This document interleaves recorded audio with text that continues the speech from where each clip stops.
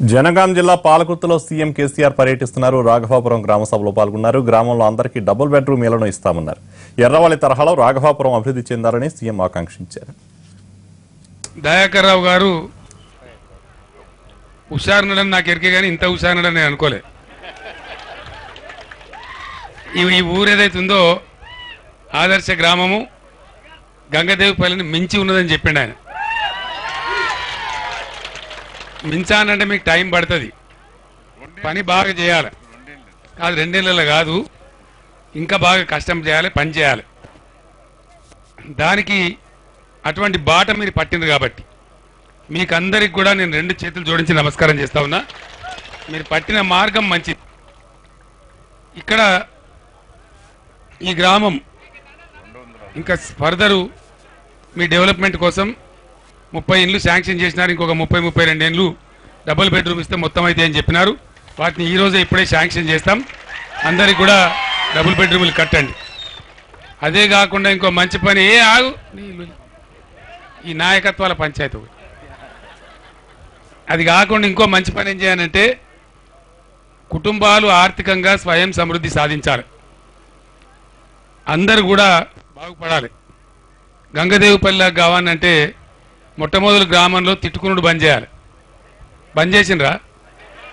చేయలే. చేసిండ్రా?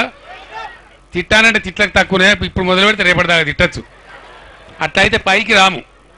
మన లోపల ఉండే కోపాలు, చిన్న చిన్న పంచాయతీలు ఉంటే అన్ని బంద్ చేయాలి. ఒకరిని చూస్తే చిరునవ్వుతో పలకరించాలి. అప్పుడే బాగా డెవలప్ కాగలుగుతాం. మన లోపల దేవుడు మనకు చాలా శక్తి ఇచ్చింది కానీ మనకు తెలియదు.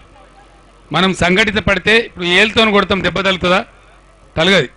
అదే పిడికిలతో కొడితే దెబ్బ తగులుతుంది. ఒకటి ఏళ్ళలాగా ఉంటే ఎవరికి వాళ్ళం ఉంటాం. అదే పిడికిలైతే శక్తి వస్తుంది.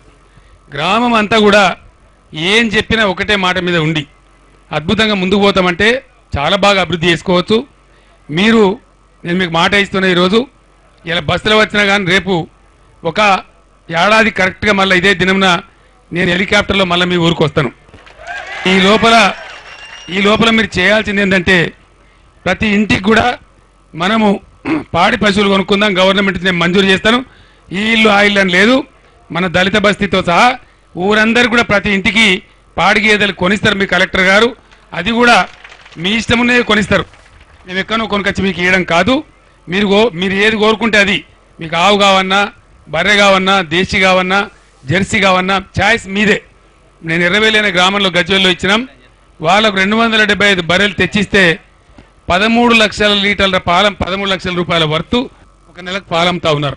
మీరు కూడా అదే పద్ధతిలో ఎన్ని ఇండ్లు అయితే ఉన్నాయో అన్ని ఇండ్లకు ఒక ఇంట్లో 2 మేజర్ ఉంటే 2 కూడా ఇస్తారు. ఆ ప్రకారంగా ఇంటికి ఒకటేనేం లేదు. 2 పెళ్ళైన వాళ్ళు ఉంటే 2 కూడా ఇస్తారు.